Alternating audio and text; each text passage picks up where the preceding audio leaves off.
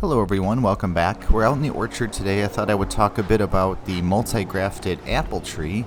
So this is the list of varieties that we have on this tree. So winter banana, Esopus Spitzenberg, there's a whole bunch, rosemary russet, Cox orange pippin, the list goes on and on. So I've made this list to sort of just add as the years go by. So every year I add 5, 6, sometimes 10 varieties to it. Right now it has 25 varieties on it. So I thought I'd talk a little bit about some of the advantages and kind of show you some of the different grafts. And so this one is rosemary russet, which is a fantastic apple. This is where the graft is right here. It was made a couple years ago. You can see the cleft graft union has healed over, and all of this foliage and growth is rosemary russet. So everything when you graft from the graft point out will be that variety of apple. The original tree will still stay the variety it is, and just anything from the graft point out will be the variety you put on it. And so it's a way to add multiple varieties to one tree. Here's another graft union, a cleft graft as well. I cut the second one out. This one is Darcy Spice, and this thing has grown like crazy, which this is one advantage of having multiple varieties, is you can see which ones seem to grow the most vigorously in your climate. This one, Esopus Spitzenberg, is from New York State, so it's no surprise it likes it here. But this thing, there's the graft union, has gone bonkers over the last couple of years. And I think it's loaded with fruit spurs for next year, but this thing is just huge compared to some other ones. So it's a nice way of, those are fruit spurs in development there. It's a nice way of seeing which varieties like your area and will grow. This is an original Macintosh. It was sent as a freebie in one of my orders. So if you're looking to get into this, of course you'll need the scions, which are the parts of the apple, like the new apple that you graft onto the old apple tree.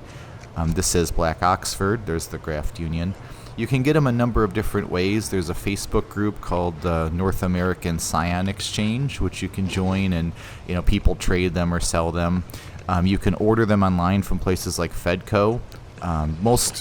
A lot of nurseries, not all, but a lot of them now are starting to sell scion wood.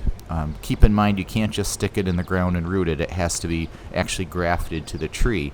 I made a video last year showing how we did with the razor russet there that I just showed, so it's a year in doing really well.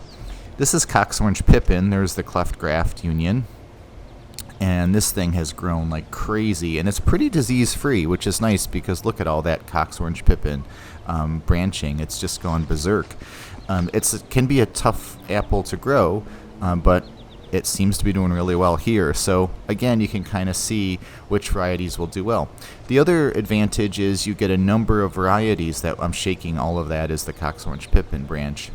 You get a number of varieties in one space, so that's good for pollination because, of course, down the road when all these flower, so this year 3 or 4 of these varieties were flowering, but then we had that late freeze and it killed all the flowers, so they're just going to put their energy into growing. But when they're all flowering, all 25 varieties, of course, pollination is going to be excellent because they're all right on top of each other. So if you have a small garden or a yard where you can really only have one tree, you can make a multi-grafted tree. This one's called Summer Orange, and also this was like an inch-long scion last year, and the thing just grew like a weed. It's crazy. I've never had that orange, but that apple, but it sounded pretty cool. It's one of those like lost apples that they've rediscovered, I think, from what I was reading. This is Arkansas Black.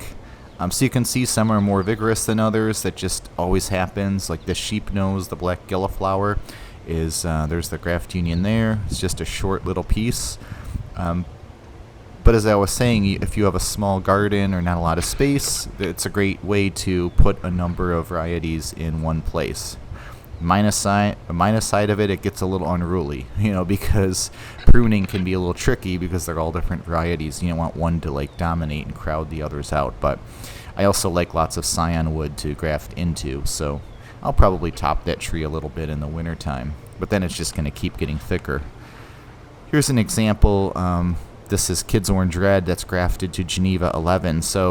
And that is a Bud 9 rootstock with blue pearmain.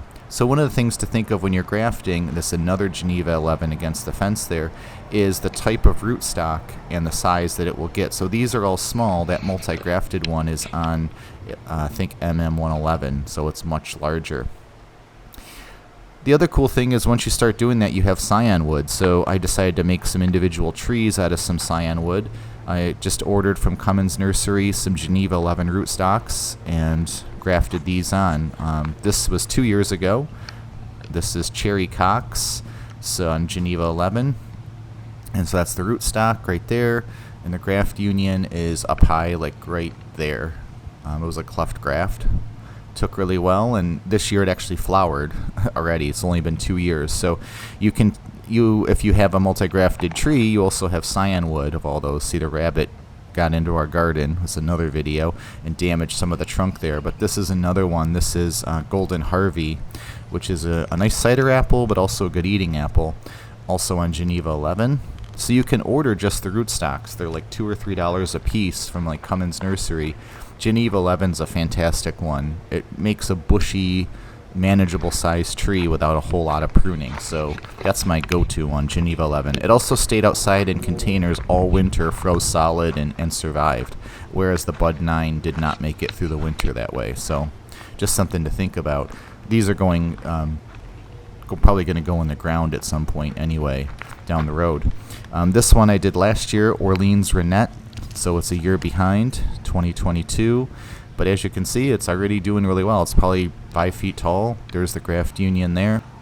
And so if you've had any named varieties of apples, pears, peaches, like Granny Smith, Honeycrisp, Macintosh, this is how they were reproduced, is by grafting, because apples, you can't really get the same genetics from seed, and so you graft them to keep the genetics the same. So thank you for watching. I hope you found this helpful, and we hope to see you again soon.